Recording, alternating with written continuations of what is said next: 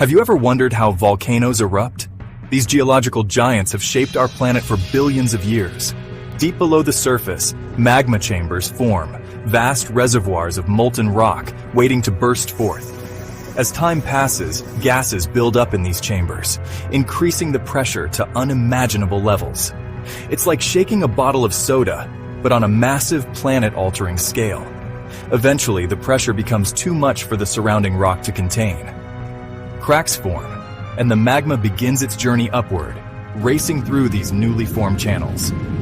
As it nears the surface, the dissolved gases in the magma expand rapidly, causing the eruption we see on the surface.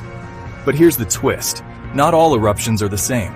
Some volcanoes ooze lava slowly, like honey dripping from a spoon, while others explode with the force of thousands of atomic bombs.